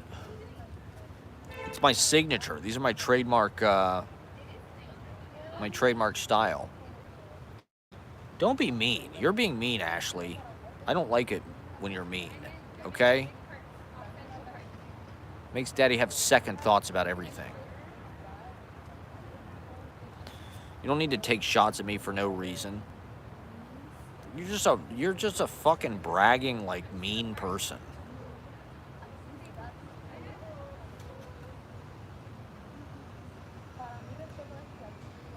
You're a psycho. Like, what the fuck? It's insane.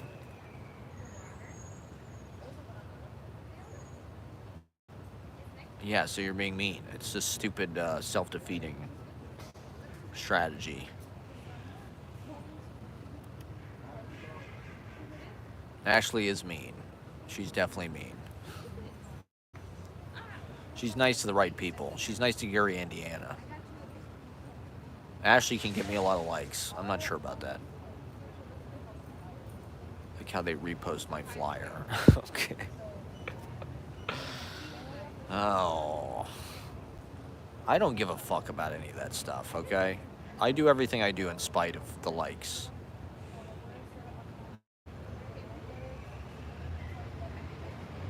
I think people are petty.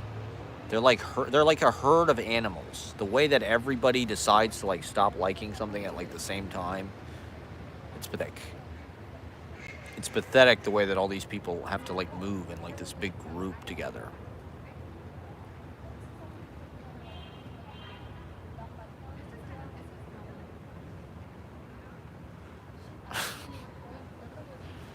I'm only on 20% battery, so I'll be wrapping it up pretty soon.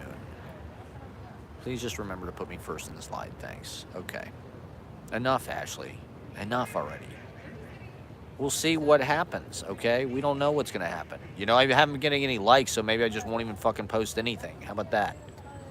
What's the point? What's the fucking point? Nobody cares. Nobody cares about me anymore. I'm not getting any likes. People don't like me anymore. I will find you at the open mic tonight. I don't care. Do whatever you want, Ashley. It's a free country. That's what America's about. Can we have this conversation later? Why do you need to do this in my comment section of my YouTube video? Let's just have this conversation later tonight, okay?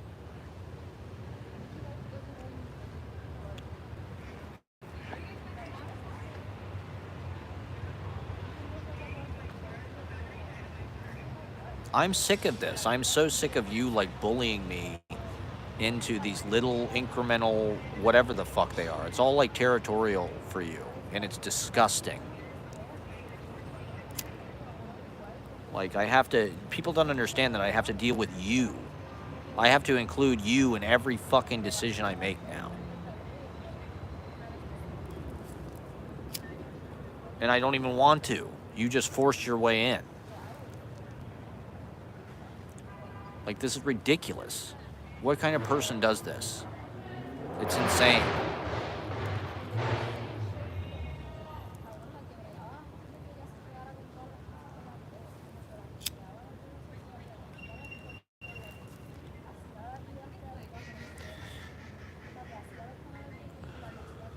We get it, Ashley. We get it. You haven't been in so long, okay? We get it. Okay.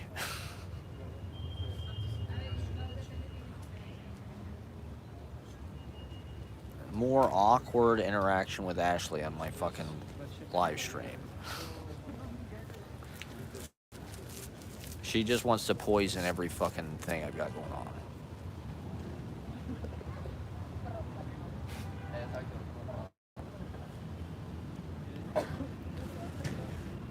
You know, I can't have at least it happened at the end of the live stream, so at least I got 100 minutes of coherent, sort of. Ashley, we'll make sure that we get a picture of you, okay? Now, please stop asking about it, okay? It's ridiculous. It is ridiculous. So what am I supposed to do? I'm supposed to kowtow to you, or you're going to harass me. I'm supposed to capitulate to you every fucking thing, every little thing, or else you are going to harass me and threaten me. I don't need you to make sure that I understand. It's ridiculous. It is ridiculous. You know, I think Instagram is like a way that women communicate with each other. It's like so important in their lives, and men just are barely can get anything out of it. But we're victims as much of these beauty standards as anybody. We suffer for this shit probably more than anybody. I haven't been in so long, it's only fair. Yeah, so you're negotiating, you're trying to bargain, which is another kind of threat.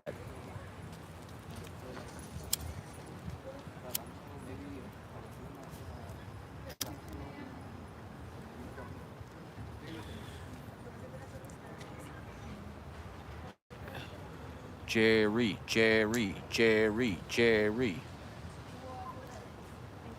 Okay, Ashley, bye. Thanks for tuning in.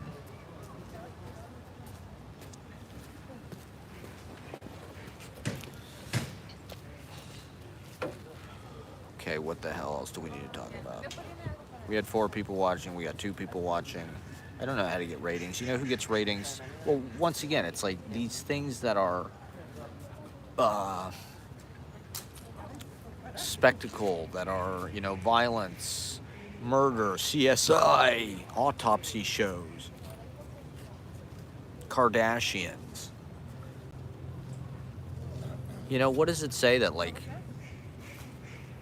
one of the principal ways to get famous, like, what did we see? Mia Khalifa was on the New York Times.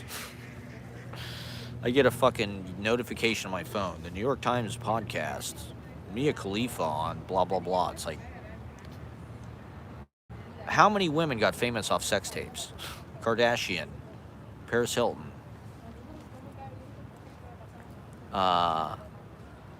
this video popped up in my stream about the blurred lines video. It's like, that was like kind of a sex tape.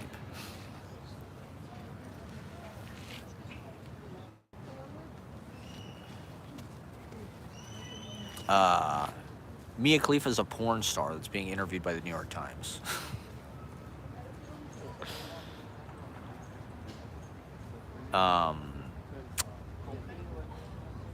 This is why we can't have a woman president. Maybe if Kamala made a sex tape, people would vote for her. Kamala, you want to win the election? I've got an idea. Here's your October surprise. The Kamala sex tape. People be like, I like her. I like her now. Fuck, now I'll vote for her.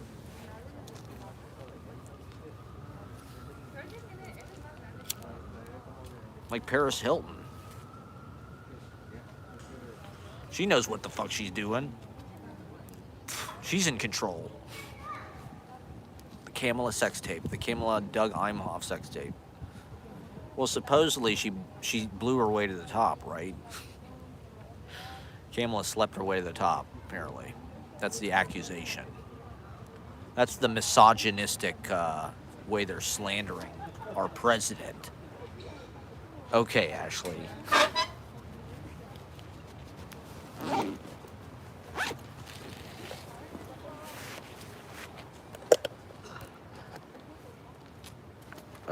I gotta get some good lighting here. I don't have any good lighting. Let me throw this away and...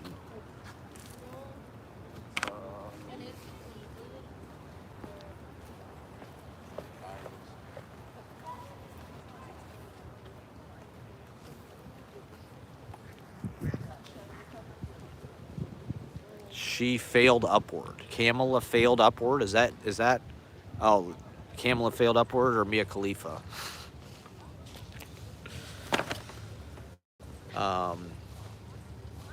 She failed upward. Yeah, Kamala failed upward. Yeah, it is just one of those things where it's like, through a crazy series of events, suddenly this person is... finds himself as the fucking president. Who'd have thought? She didn't even think she'd be the fucking president. And yet she's our only hope. That's what the Democrats want you to believe. You know, I think that's when people resent that they're like cornered into this we have to vote or else thing. It's like, oh, we've got to vote for Trump or... Yeah, exactly. I voted for Kamala when she ran for California senator, but I'm like, well, isn't she from San Francisco, or she was the DA in LA or San Francisco? Is she like Pelosi adjacent? Well, I saw a video of her with, there was a African-American mayor of San Francisco. I don't know the guy's name. And she's like, the video's implying that they fucked. because she's got her back to the camera, and he's like, they're in some bar, they're drinking, and he's like clearly like macking on her. And then she kind of looks at the camera. Yeah, Willie Brown. And she went out with Montel Williams, right? Is there a Montel Kamala sex tape? Find the Montel Kamala sex tape. We know it's out there. It's the October surprise, everybody. The bombshell. Okay, Ashley, just relax. She fucked Willie Brown. Is she on a Diddy tape? Is she implicated in the Diddy thing in any way? I mean, is she even tangentially? Okay, love you, Ashley. I'll see you in just a short while, okay? Is Kamala in the Diddy, Okay, Ashley, yes. You're right. Okay, Ashley. Okay.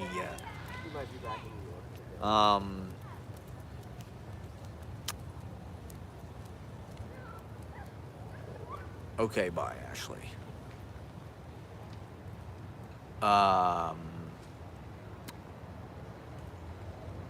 Yeah.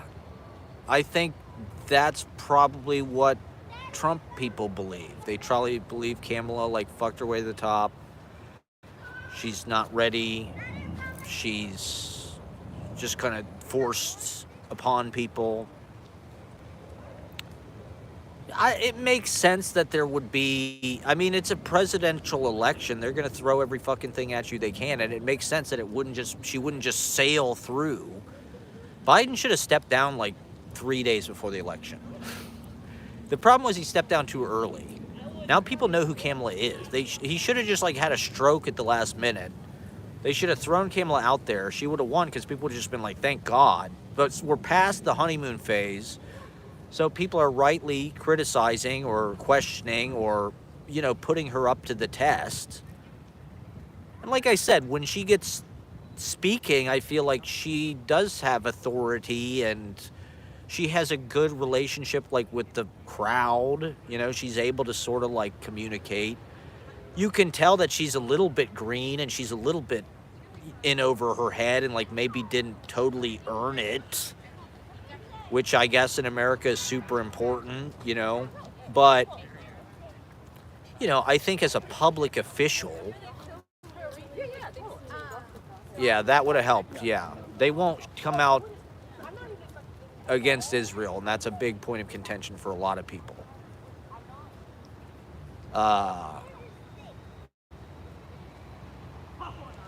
I think she would be cooler about it than Trump would, probably.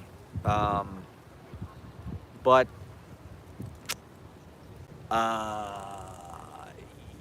it's,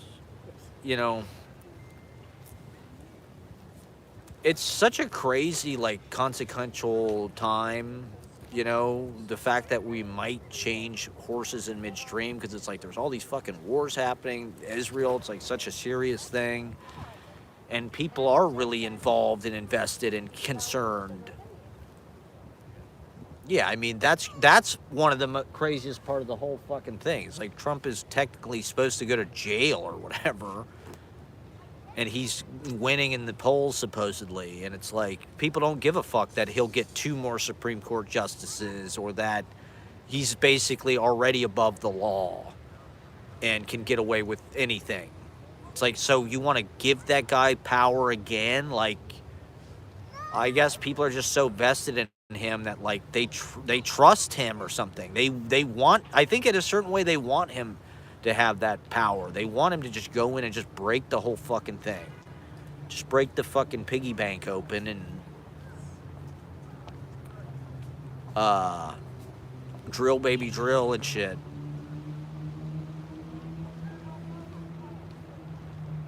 He's better on the economy. He's better on business.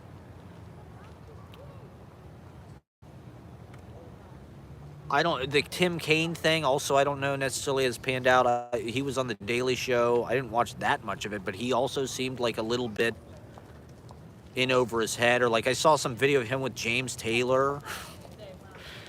James Taylor was like playing the fucking Tim Kaine like rally or whatever, and he looked like, whoa, like fucking James Taylor, man. Like he looked like really knocked out, right? Like that James Taylor was there, which like,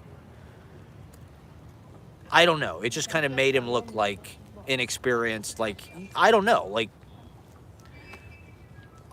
I think they'll do a good job. I think that's part of, you know, the American story right now is like people aren't being given a chance. It's not that much that people are getting thrust into like a position like this. Like she might do a fucking good job. You know, it's like we have this belief that like we have to go on somebody that's got a proven track record, or I don't know, not even that, just like the impression that, you know, like Trump gives the impression that he's like done all this shit, you know, he's the apprentice and blah blah blah, and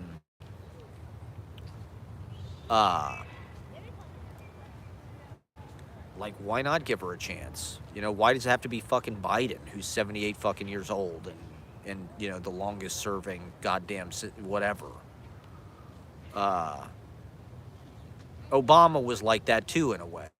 You know, it's like they wanted it to be Hillary, but Obama was such an impressive, I mean, Obama kind of earned it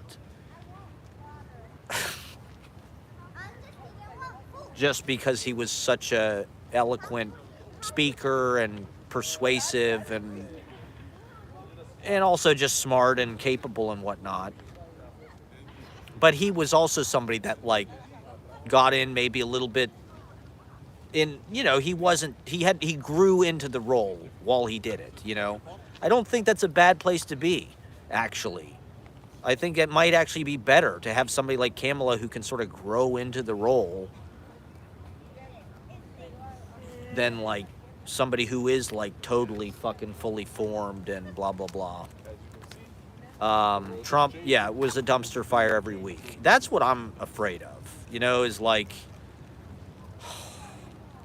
it was an intense time. It was a gloomy time. It was a dark time. And it was everything's sensationalized, everything's polarizing. It's scary to think how far the guy can take things and how people are okay with that. Just let him fucking, you know, have total, absolute power. We're fine with Donald Trump, host of The Apprentice, 4 times bankrupt, guy who wants to fuck his own daughter. Let's make him our emperor god.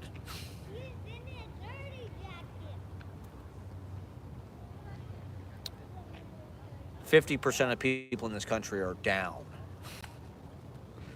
That's crazy to me. But I guess they're used to being in a cult. They're used to strong men, kind of savior, rescuer, hero things. And I don't know, it's fascism. You know, if you're going to have a democracy, there's a certain amount of people who are like fascists. So it's like that's a part of the electorate, always. It's like Trump just really fucking, I don't know, it's just, he's exploiting that era, you know, to pour gasoline on people's dissatisfaction, people's suffering, people's hardship. But anyway, I got 5 people watching. I got to get off because my battery's going to die. Thank you guys for watching. Vote. Hey, man, at least Kamala, I don't know. What's wrong with sex? Let's get some, you know. All right. Let's get some sex in the Oval Office again. You know? I don't know. It's like, what about Trump is like optimistic to me? To me, it was just such an intense, like, Armageddon time. Like, who lived through the first Trump presidency? It's like, yeah, let's do that again. That was YOLO. That was lit as hell. Let's fucking go back to that. I'll check out this payphone, everybody.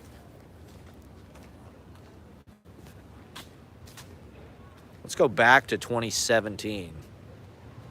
Can I get a free calls, everybody? Dial for less. Central Park, come to the Central Park fucking conservatory water by the public bathroom, and they got a sandbox, they got a fucking payphone. All right, well, thank you guys for watching. There's just so much more to talk about. I'm running out of battery, but I'll be back on soon. Have a wonderful weekend. Thank you for watching. Tree Brain, nice to talk to you. Thanks for your valuable insight. Our West Coast correspondent with some political, Willie Brown. Was he a good mayor? Was Willie Brown a good mayor? All right, well, thank you guys for watching. Have a great fall. Just get out and go forest bathing, you know? Just go out and enjoy the turning of the tide, the turning of the colors and whatnot. All right. Have a great night. Signing off from New York, Central Park, CBS News. CBS News.